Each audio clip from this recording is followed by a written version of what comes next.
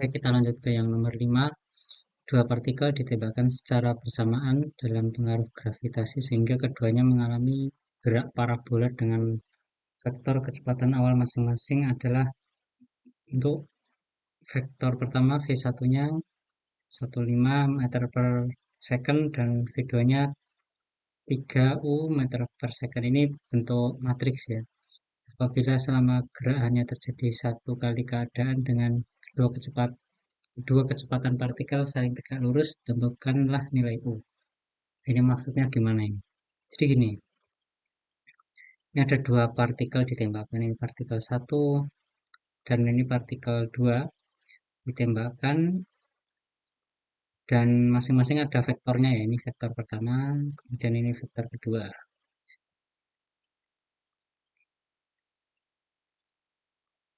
Terus pada penembakan ini kan ini vektornya beda, jadi arahnya beda ya. Yang satu ke sini mungkin eh yang satu ke sini, terus nanti satu ke sini. Nanti pada titik tertentu nanti vektornya akan gak lurus. Jadi misal pada saat eh, turun ataupun naik nanti misal gini, tegak lurus. Nah, jadi bersih apa? Saling memotong kayak gini. Itu pada titik tertentu nanti. Pada kedua partikel ini. Nah, ini ada apa? Matriksnya dan kita disuruh untuk menentukan U-nya, nilai U ini berapa. Jadi biar keadaan terjadi seperti ini nanti U-nya itu berapa gitu.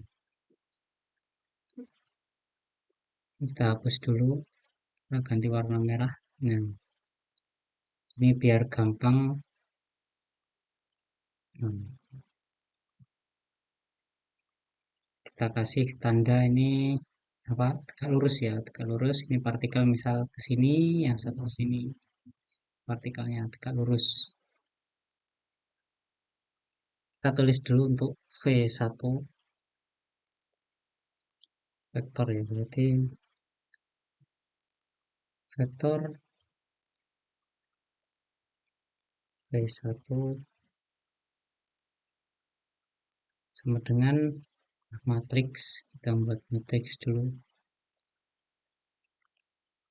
Nah, ini 1, ini 5, kemudian 5 untuk vektor 1, kemudian vektor 2, ini 2, ini 3, ini U.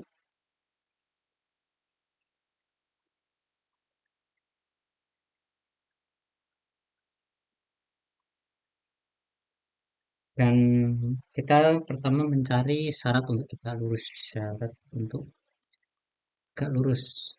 Tegak lurus. Nah, karena ini vektor dan bentuknya matriks gini ya. Jadi syarat untuk tegak lurusnya kita hubungkan dengan matriks syarat tegak lurus untuk matriks di atas itu ini fungsi waktu ya. Jadi kita tambahkan dulu ini fungsi waktu. Karena kan setiap waktunya vektornya apa? eh, Kecepatannya berkurang karena ada gravitasinya. Jadi kecepatan untuk apa namanya vertikalnya berkurang. Kan dikurangi gravitasi. Tadi ini waktu, fungsi waktu.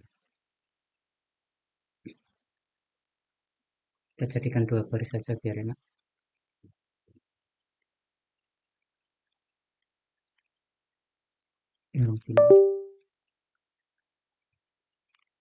Fungsi waktu. Jadi A. Jadi ini vektornya, yang vektor pertama di dot. Dot ini operasi untuk apa matriksnya. Ini vektor kedua. Jadi ini kayak dot kayak dikali gitu ya, sama dengan nol. Ya, ini untuk syarat tegak lurus kita blok. Syarat tegak lurusnya ini. Kita lanjut, kita isi substitusikan, substitusikan. Jadi ini matriksnya kita ganti di sini dikali kali dot ya ini berarti kali dot c dot. Nah, sama dengan nol.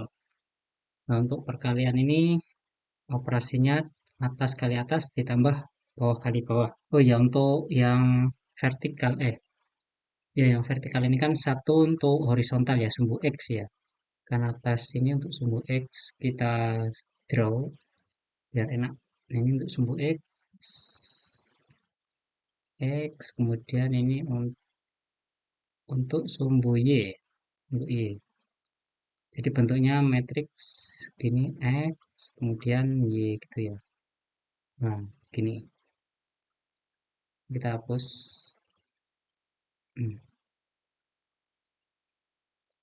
Oke, karena yang sumbu Y atau sumbu horizontalnya berkurang dikurangi oleh gravitasi, maka ini kita kurangi dengan gravitasi dikali waktu karena setiap waktunya kan pasti berkurang sebanyak G gitu ya. Yang ini punya juga sama. GT. Oke, kita turunkan lagi. Jadi ini atas kali atas ditambah bawah kali bawah. 1 kali 3. Jadi tulis dulu 1 kali 3. 1 kali 3 kita kurung ditambah ini 5 minus GT dikali dengan ini dikali ya times times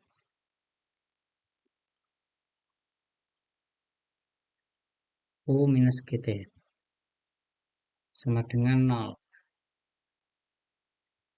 Kita turunkan lagi, kita tambah 5 minus GT kali U minus GT sama dengan 0. Nah, ini kita ketemu nilainya seperti ini.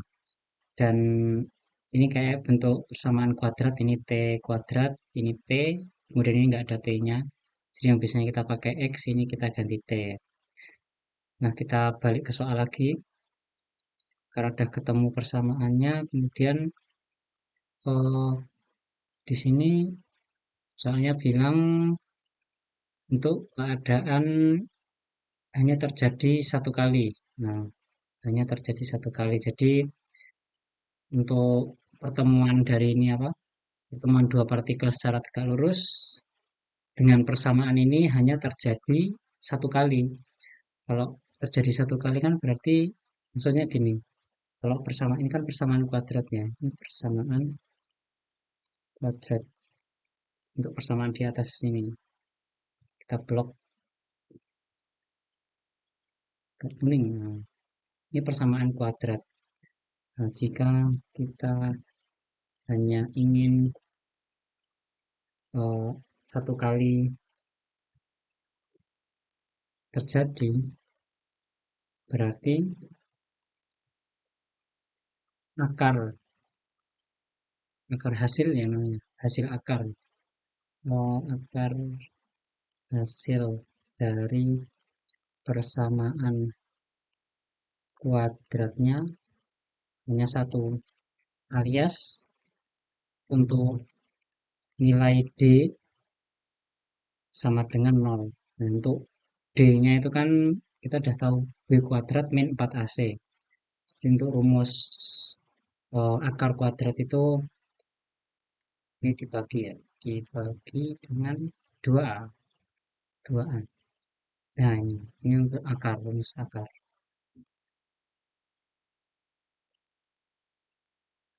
kuadrat. supaya akarnya cuma satu berarti ini harus nol ya. Kalau ini nol kan jadi nanti sama semua gitu. Kan ini plus minusnya, kalau plus minus nol berarti sama. Kita mencari B atau ini tadi ya. B kuadrat min 4AC sama dengan nol. Nah, ini. A yang mana, B yang mana, C yang mana. Kita kasih untuk A yang kuning, B itu hijau, ini B berarti ya. Ini B, untuk A kita kasih merah, kelihatan enggak nanti. Oh, kita kasih biru aja. Untuk A kita kasih biru, kemudian B hijau, C-nya abu-abu. Plus juga masuk. Hmm. Di D sama dengan 0, kita tulis, kita turunkan. Ya, setelah kita turunkan kita dapat ini, samaan kuadrat ini. U kuadrat minus 10U plus 13 sama dengan 0. Ya, ini untuk, karena kan kita mencari U-nya ya. Mencari U, dan di sini udah ada U dengan di persamaan kuadrat ini, jadi kita tinggal cari aja. Mencari U. Mencari U. Kita pakai rumus dari persamaan kuadrat untuk mencari U-nya. Jadi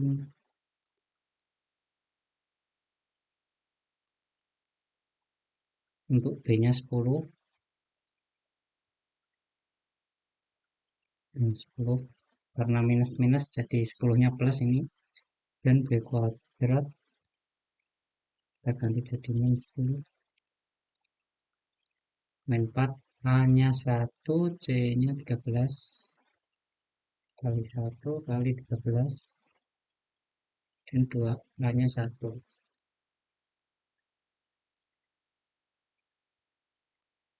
Maka ketemu A plus minus 25 kurangi 13. 25 kurangi 13 di 12 ya, 12. Ya ini. Ini 12 bisa juga dijadiin 2, kemudian akar 3. Akar 3 ini jawabannya. Untuk yang nomor 5, jadi ini U-nya. U-nya 5 plus 2 akar 3 dan 5 minus 2 akar 3.